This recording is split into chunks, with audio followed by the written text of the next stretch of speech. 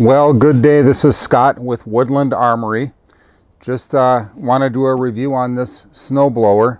Some people call them snow throwers, snowblowers. Anyway, this is a Toro 721E. I've had this snowblower a number of years. I live in the upper Midwest in the Minneapolis area, and I've been very pleased with it. It's very easy to use. It's a single stage, so it just has rubber paddles. It just pulls the snow in, throws it out the chute. The chute is very easy to operate. You steer it manually. You adjust the direction of the chute manually. You could also adjust the height that it comes out. And it has an overhead cam engine in it. I did the original oil in it. I did one oil change with Toro oil, and then I switched it over to full synthetic. And it's been great. It starts very easy. This one is the E model, so it does have an ability where I could plug in an extension cord and use an electric start. And honestly, I've never used that feature. It starts very easy, usually with one or two pulls. There is a primer bulb on here that you're going to need to take off your gloves for, because you need to seal it up, and then you press the primer bulb 5 or 6 times. It also has a choke lever, so I turn the choke on. It starts very easy.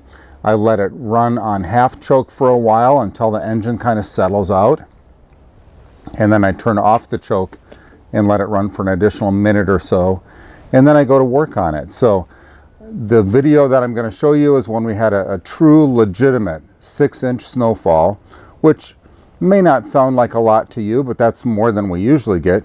And then I'll show you how I use this Toro 721E to kind of work on that snowfall a little bit. I like the lightness of it. I like the maneuverability of it. I could actually get it up on my sidewalk in front of my home and use it there to clear the snow. But it's been light and handy. I've never wished I had a 2-stage. The single stage just works fine for what I do as a homeowner here in the Minneapolis area. But again, it's been a great snowblower.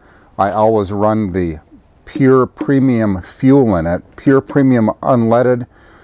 Another word for that is non-oxy. That means it does not have any ethanol in it. No ethanol in it. When I get the gas from the fuel station, I do add 1 ounce of sea foam. Sea foam is a gas stabilization product. Right away I add 1 ounce per every gallon of gas I got into that pure premium, and I've never had any carburation issues. I'm still running the stock spark plug in this, but again, it's been very trouble-free. One thing you want to be aware of is there are some knobs on here that help affix your handle to the main chassis part of it. These have a tendency to vibrate loose a little bit, so make sure you tighten these up or check these as you're running your snowblower, because you don't want to lose one of these, have it fall in the snow while you're snowblowing. They are available as spare parts, so they're not hard to find, but just make sure they stay tight. I would even consider putting a little Loctite on them, so they're not going to vibrate loose on you. But again, it's been a great machine, the Toro 721E, and I plan on running it a long time. For maintenance, you should check the oil several times each year. You should change the oil.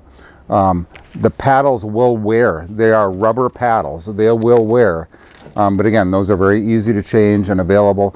I have not changed these paddles yet, and I've used this snowblower since 2021. So again, it's been a good machine, and I'll just go ahead and roll the next video, and you can watch me cleaning up the driveway after a legitimate 6-inch snowfall. Thanks for watching.